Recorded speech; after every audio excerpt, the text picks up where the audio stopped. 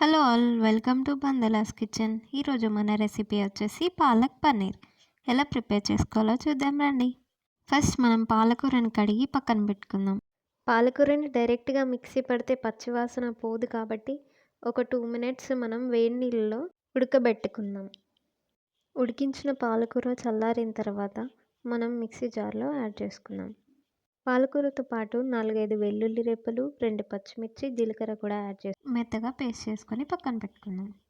Next మనం కడాయి పెట్టుకొని 1.5 cup oil వేసుకుందాం.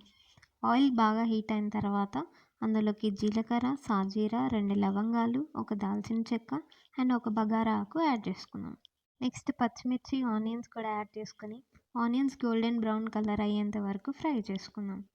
ఆనియన్స్ గోల్డెన్ బ్రౌన్ అయిన తర్వాత కొంచెం పసుపు అండ్ అల్లం కూడా యాడ్ చేసుకొని ఒకసారి కలుపుకొని అల్లం పచ్చి వాసన పోయేంత వరకు ఫ్రై చేసుకుందాం. నెక్స్ట్ మనం ఇందులోకి టమాటాస్ కూడా యాడ్ చేసుకుందాం.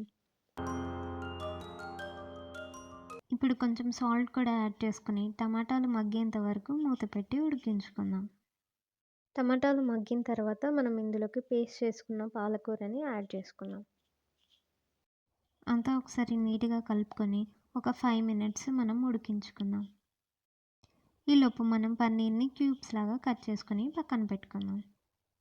5 మినిట్స్ ఉడికించిన తర్వాత ఇందులోకి మనం కారం యాడ్ చేసుకుందాం.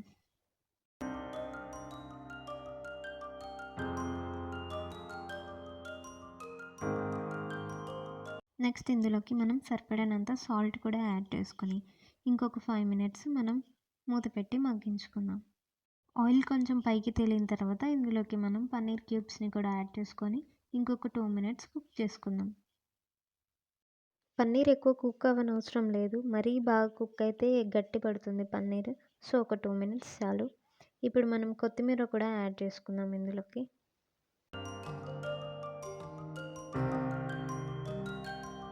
లాస్ట్లో బటర్ కానీ కొంచెం అంత నెయ్యి కానీ యాడ్ చేసుకుంటే కర్రీ ఫ్లేవర్ అండ్ టేస్ట్ సూపర్గా ఉంటుంది.